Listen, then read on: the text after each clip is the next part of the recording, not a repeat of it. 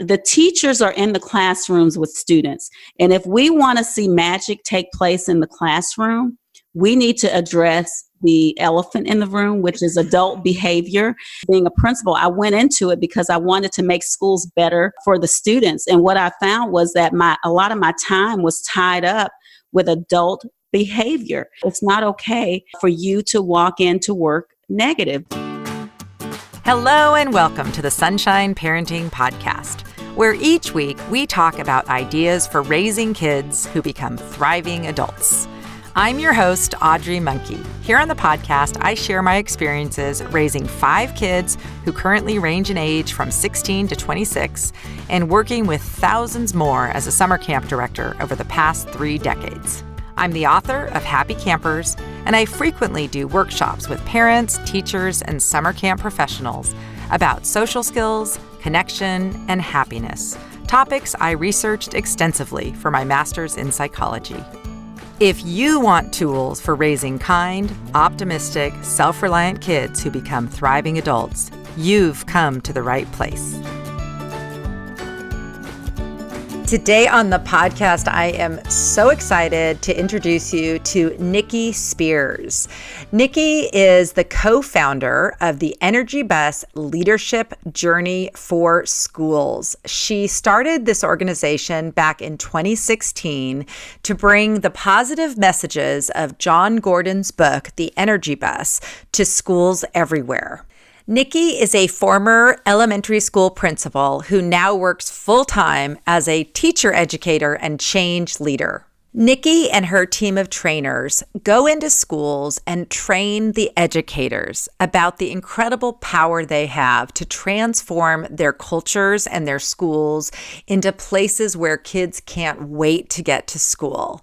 Niki has seen up close transformations take place at the schools who've gotten on her energy bus and joined the Energy Bus Journey for Schools. I've had the pleasure of working with Niki up close when she came to do her Energy Bus training at my camp. And I am so excited to welcome Niki Spears to the podcast today. Welcome, Niki. Thank you, Sunshine. Happy to be here. I am so excited that we figured out a time to have you on here because I just know that my listeners are going to love hearing your story. So to start, why don't you just tell a little bit about your professional background and then kind of lead us up to what you're doing today? Okay, well, thank you so much for having me. I have been in education for over 15 years now, and I've worked in several capacities as an assistant principal, curriculum coordinator, behavior specialist, you name it, I've done it, okay? And so I was working as a principal about 3.5 years ago, and we were using some concepts in my school which truly transformed the culture. Well, I was contacted by the company of the book that I was using at the time, and they said, you cannot use these concepts unless you buy into our program. Well, Sunshine, that program was like $80,000 over 4 years. So we were devastated because our team and our students, we saw how this had dramatically changed our culture. It had helped to align our common practices, our common beliefs. And so anyway, there was this problem, this challenge. And with every challenge, there's great opportunity, right? So I remember, thinking about, okay, so what are we going to do now? And it was a Sunday evening. I was sitting in my car, scrolling through my LinkedIn page, and for some reason, my thumb stopped at Jon Gordon's face. Jon Gordon is the author of the book, The Energy Bus. As a matter of fact, he's authored several books, but The Energy Bus is my favorite, which I'll get into later. And so I heard this voice that spoke to me, and it was so clear that said, I want you to continue to take risk. And, when you hear that, you may say, well, how did you know what to do? But I knew exactly what I was supposed to do at that time. And I sent Jon a quick message that said something like, hi, Mr. Gordon, I'm an elementary school principal. I would love to build curriculum around your book, The Energy Bus. And I sent that message. I didn't tell anybody, not even my wonderful husband, what I'd done that day, because I felt like it was kind of crazy. So I didn't tell anybody I had messaged Jon Gordon on LinkedIn. Well, the next morning I woke up, I went to my LinkedIn page, and there was a message from Mr. Gordon. And I'm like, are you kidding me? I opened the message, and it said, hello, thank you so much for caring. Send me a one-pager of your idea. Here's my cell phone number. Here's my email.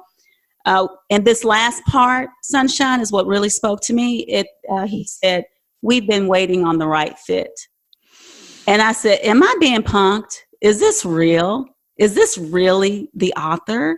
So anyway, long story short, I did eventually have a phone call with Mr. Gordon. We shared our vision, which we both had the same vision, and it was amazing. I flew down to Florida to meet Mr. Gordon and share with him what I had done in my school and how it, transformed the culture, and how we could bring the principles from the energy bus to life in schools to help transform culture. And he said, Niki, you know what? You can do this. However, I can't pay you.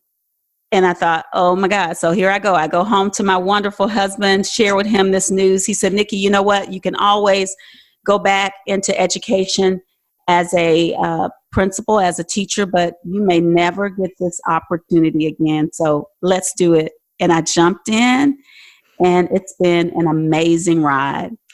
Oh my gosh. Well, I love that story. And I just will kind of share at this point that I believe it was probably the first year that you were doing what's now called the Energy Bus Leadership Journey for Schools. I had read the book as well. One of our counselors had read the Energy Bus at camp, and he had read it aloud to all of the oldest campers. He had the oldest boys, like 14-year-old boys. And over the summer, each session, he had read the book because he felt like it was a really powerful lesson, which it is. It's very important, just basic ideas about how you create positivity and a great life, and these really simple concepts. And it is a good story that goes along with it. And he had told me that there are these things like you can get printout bus tickets to give to the kids. And so I had ended up interviewing the kids at the end of the summer and saying, okay, so, what did you learn from this? And the kids had some really amazing things. Like, I'm driving my own bus. I control a lot of what the outcomes are going to be by my own attitude. Wow. And so I was like, he's onto something. So I knew we each year pick a theme for the summer. Uh-huh. I was like, gosh, I wonder if we could use this energy bus theme. I start poking around, and pretty much the first thing that pops up is you. Are you kidding? The Energy Bus Leadership Journey for Schools. And so that's when you and I connected. And this was back in 2016, 17. Mm-hmm. And it was this whole, I saw what you were starting to do at that time, which is train leaders at schools, train teachers to just bring this amazing positive energy and culture to schools. And I was just like, oh my gosh, can we do it even though we're not a school? And you being you said, of course. So this was back. So when did you actually start it? What year did you start your, this? Basically, it's kind of your own thing, but you're affiliated with Jon Gordon. Is that kind of how it is? Yeah, Jon and I have partnered with this. So I am co-founder along with Jon Gordon. We kicked this off. I left my job in July of 2016. By August of 2016, we had 5 schools sign up in 5 different states across the country. So we only needed 1, okay? But we had 5 schools that were interested in piloting the program for us. Awesome. So you had those 5 schools, and then we were actually the next summer. Yeah. Your camp. So, okay. So this is now, let's fast forward. We're 2020 now. Yes. Or 2020. How many schools are Energy Bus schools now, Niki? Oh my gosh, we have over 150 schools now and growing. Each year, schools and every day people are calling, asking, how can we get on the bus? Tell me more about Energy Bus. The positivity is truly contagious. And people are understanding that the more what you focus on, you get more of. And so when you focus on the positive, more of that flows into your life. And that's what we actually go out and teach, is that you're responsible for your own happiness. If no one else is going, that's not their responsibility to make you happy. We have to be responsible for our own happiness. So I've had the privilege, of course, of being at one of your trainings, but when you go and meet with teachers, what are like some of the most important concepts that you want them to take away from their training with you? I think for our teachers, they have to understand that they are the leaders of their life. A lot of times teachers feel as if they are the victims. And I know that society makes us feel that way. They'll ask you a question like, so what do you do? And you say, I'm an educator. And like, oh, bless your heart. And you start to feel a little bit sorry for yourself. So when I go out and I conduct training, I want teachers to understand and to remember that this was their choice. That just like you made a choice to become an educator, you can make a choice to do something else. Maybe this is not the job for you. Maybe you're on the wrong bus. But I really want them to understand that sitting in that driver's seat means that you're taking 100% responsibility for your thoughts, your actions, your results. And so you can't blame that on your district. You can't blame that on the students or the families. We all have to take 100% responsibility. And that's principle number one on the Energy Bus, is you're the driver of your bus.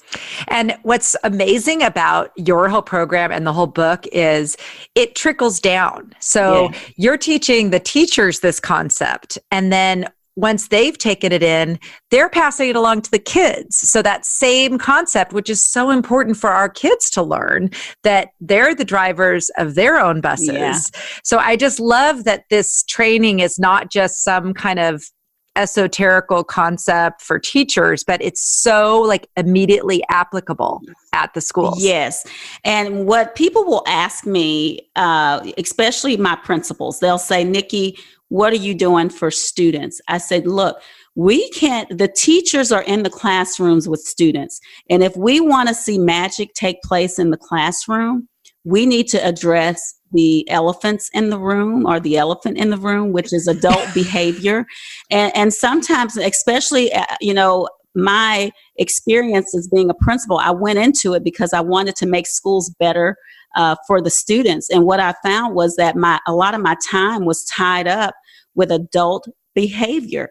And so we have to talk about that. And we have to talk about, it's not okay for you to walk into work negative, because a lot of times our educators will feel like, you know what, at least I showed up today. And that's not enough. We have to hold ourselves to higher standards. I know our jobs are challenging, but if we have a positive attitude going in, then that positivity will definitely trickle down to our students who need us there to be present for them. You're just talking about being a leader at a school. So a really good friend of mine, she is just one of those phenomenal, super positive people. She's so great with kids.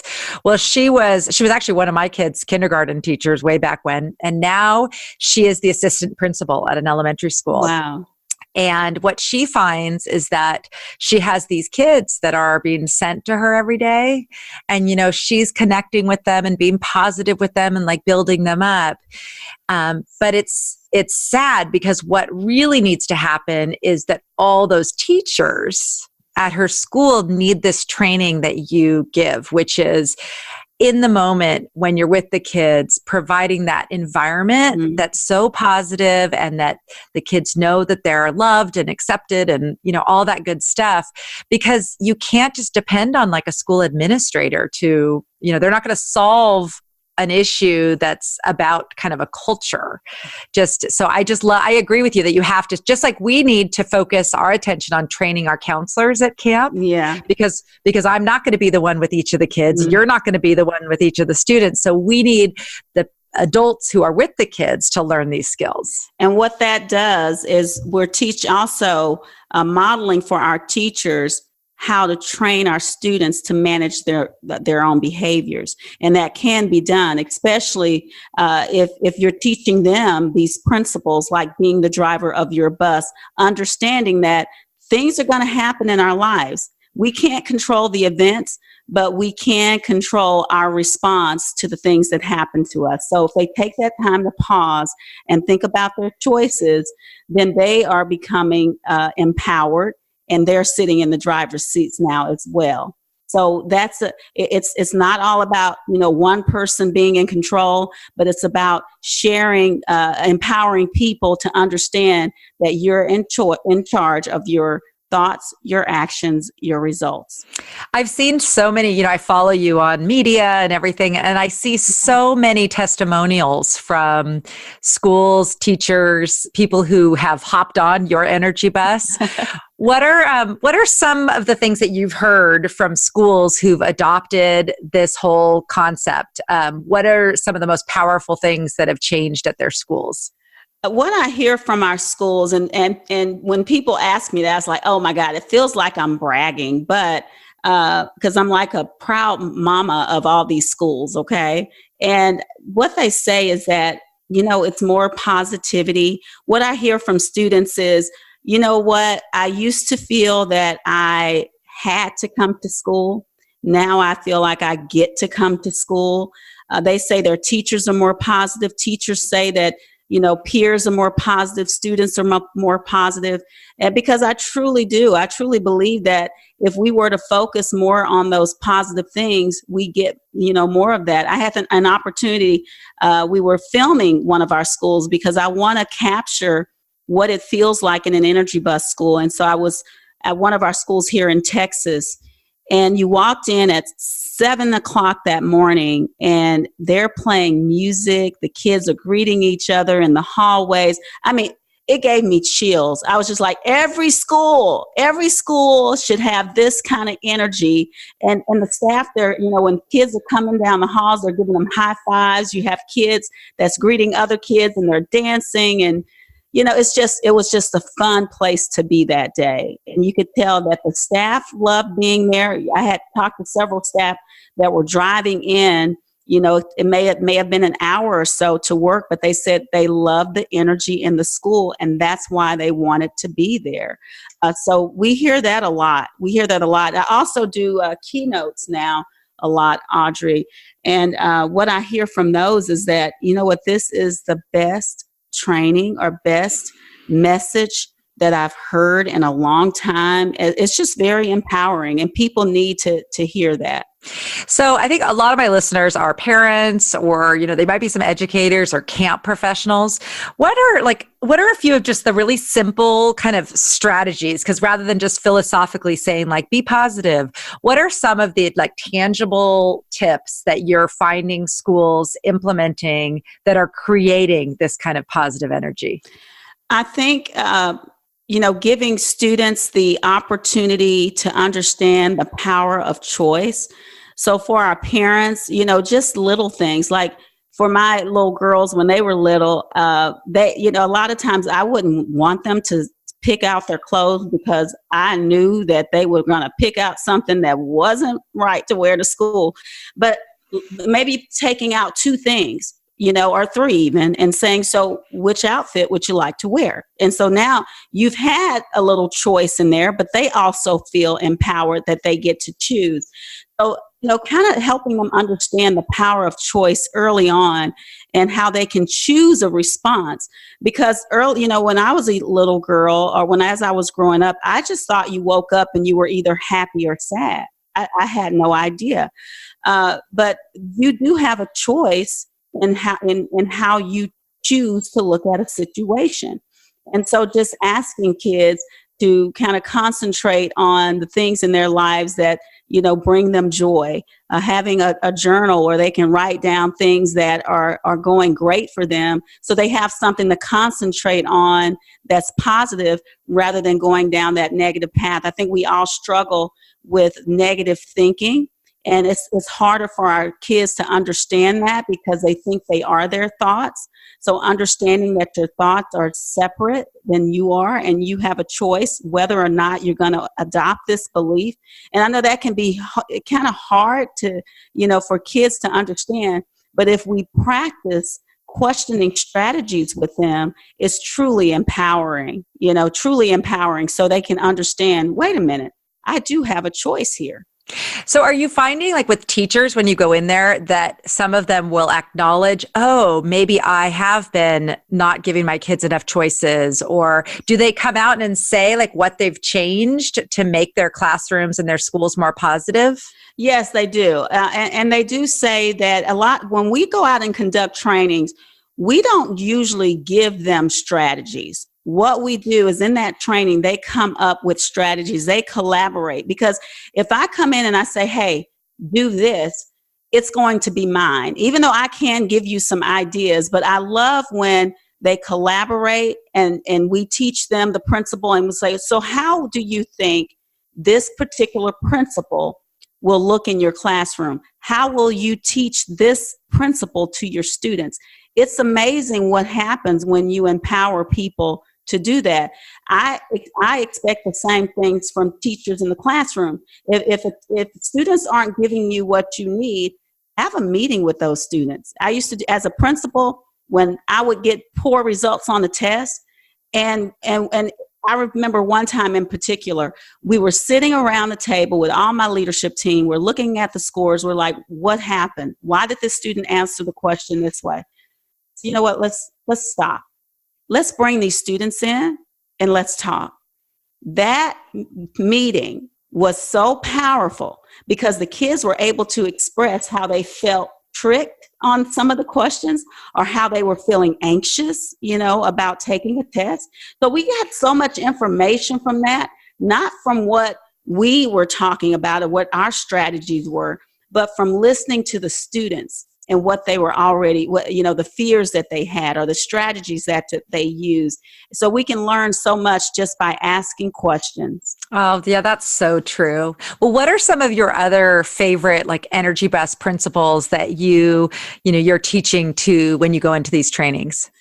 I love, as you can tell, you're the driver, because if you're not in the driver's seat, nothing is going to happen. So when I go out and train, I really talk a lot about taking 100% responsibility. There's so much power in taking responsibility. You can't drive anywhere. Nothing's going to happen unless you own it and we stop blaming and complaining. And when we blame and complain, the only thing we're doing is keeping up the drama. I call it your bus is stuck in the mud, okay? So when you're in the driver's seat and you're sitting there and you say, you know what, this is my bus or this is my life, I'm responsible. Another one I love, Audrey, is love your passengers. Because in schools we talk a lot about bullying. And what happens when we have these anti-bullying campaigns, what happens at the end of a campaign after a week-long campaign? You get all these incidents of bullying because you just reinforced bullying.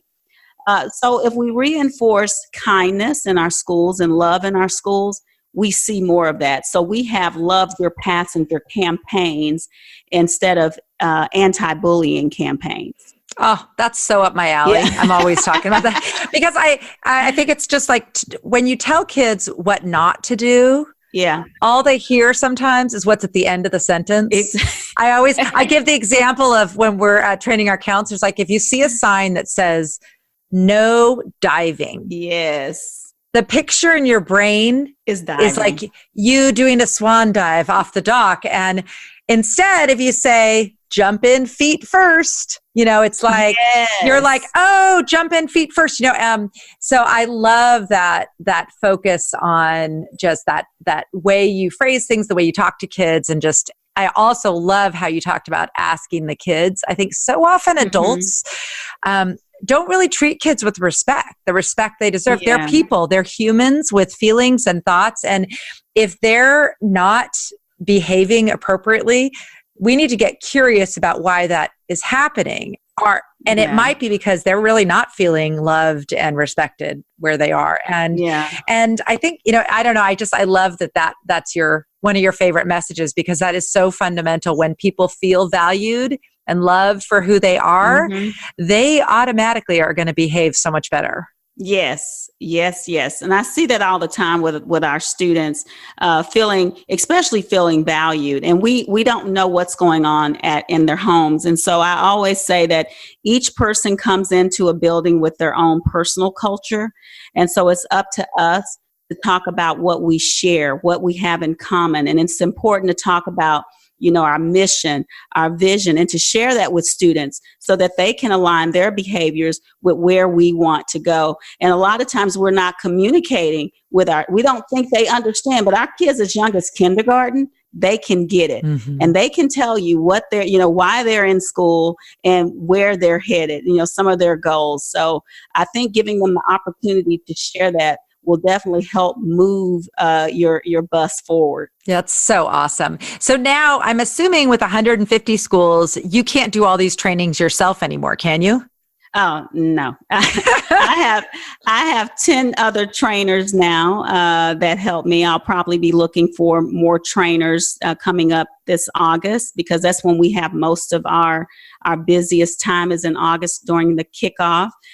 So yeah, I have a team now, and most of my team members are principals of Energy Bus schools. And so it's really amazing to have them go out to put these principles in practice and be able to share their journeys with others. That's amazing. I think that friend that I was telling you about, I think I need to get her as a trainer for you. Yes, you need to get her on the bus. She wants to be on the bus. She is on the bus, like her personality is on the bus. But I think giving the tools to be able to go in and talk to teachers and give that kind of training is so powerful. I don't know if you know this now, Niki, but my two oldest daughters are both teachers now. One's a high school teacher and one's a kindergarten teacher. And oh my goodness. What's been so fun is they were both there for your training at camp. And obviously they grew up at camp. So they've grown up on kind of the camp culture, which is very much one of positivity and loving and all that good stuff. And now they are just killing it as teachers because wow. And I remember specifically my oldest daughter, her first year teaching, she had many people ask her, wait, this is your first year teaching? How do you, and I mean, of course I'm just bragging about my kids, but whatever. But no. But it was because it wasn't the curriculum that she learned in her teaching credential program. It was the culture that she knew how to create in her classroom, and she loves on her kids. She has kids who supposedly misbehave in other classes who don't in her class. Yeah. And, she doesn't really have the language or the clout yet as a newer teacher to go tell these, 20-year veteran teachers like the secret, but the secret is exactly what you're talking about. It's that power that you have. If you're the teacher, if you're the adult in the classroom, if you're the adult in the cabin group, if you're the adult, you have tremendous ability to create this amazing positive culture for your students, your campers. And I just love that you're out there just reminding people that, wow, you chose this. You're in such an important role. And boy, you can make such a positive impact through your work. Yes, that's good to hear that both your girls are in education, and one went from kindergarten and then high school. I bet they have some stories to share with one another, right? They do, and my younger daughter just started this year kindergarten. She's teaching in Washington D.C. And it's just so fun. She loves it. And it's like kids are crying every day and there's all these things. And she absolutely loves it. Like you've never heard anyone like her job better. And I just think because the way she loves her kids, she talks about them as her kids. She does, like when you talked about the singing and the dancing and, when you create the games, she's taught them a lot of games to play at recess. She's just made it a thing where the kids are telling their parents they love school and they want to come to school. And well, she comes with a lot of tools, and that's what I mean. Every teacher needs a lot of tools in their toolkit, because they have to. I call them edutainers. You really do have to see yourself as an edutainer, because you have to engage these kids to keep their attention. Think about what they do all day. They're on video games. They're doing some things like that, but in order for us to keep their attention, we have to engage. And what does that look like? Yeah, definitely. Oh my gosh. Yeah. Well, okay. So Niki, it's been so fun. I could talk to you all day long because you have so many great ideas, but Is our time up already? It is, I know. But I'm going to share in the show notes, we'll definitely share links to everything. But is there anything in particular that you want to be sure people know, a resource that you like to give people, or anything at all that you want to make sure people know before we sign off? Well, I would encourage the parents and the kiddos to read together The Energy Bus for Kids. It's a long story, but it's an important story that talks about the importance of positivity and how to transform your mindset a little bit. So I think sharing that together, and parents sharing with their kids how they do that on a daily basis at home or in their jobs, will help their kids as they start to face those same challenges. Absolutely. I agree. And then adults should all read the regular Energy Bus, the non. I agree, because even teenagers can relate. It's a pretty short book, and it's, it's just such a great story. Well, Niki, this has been awesome. Thank you so much for coming on, and you are just killing it, spreading positivity all over the place. And I love that we've got 150 schools and growing who are going to be the kinds of places that change kids' lives for the better, for sure. Yes, yes, yes, yes. Thank you for having me. It's been a blast. I had such a great time catching up with Niki for this conversation about her amazing journey, starting the Energy Bus leadership journey for schools. I hope you could feel the amazing positive energy that Niki emanates. She truly has found the perfect way to use her gifts to spread the transformational strategies that she has learned, and then now helps other teachers bring to their schools. As always, you can find notes, links, and other resources related to today's conversation by visiting my website at sunshine-parenting.com. While you're there, be sure to sign up for my email list so that you don't miss out on any of the great resources I have available for raising thriving kids. If you enjoyed this episode, I'd really appreciate you sharing it with a friend. Please take a moment to give Sunshine Parenting a rating or review on iTunes or wherever you listen to podcasts. Let's end with a quote from my book, Happy Campers. Positive relationships are what make a happy life. So let's help our kids build the social skills they need now to have strong friendships and positive relationships throughout their lives. I'm Audrey Monkey. Thank you for joining me for the Sunshine Parenting Podcast. Join me again next week.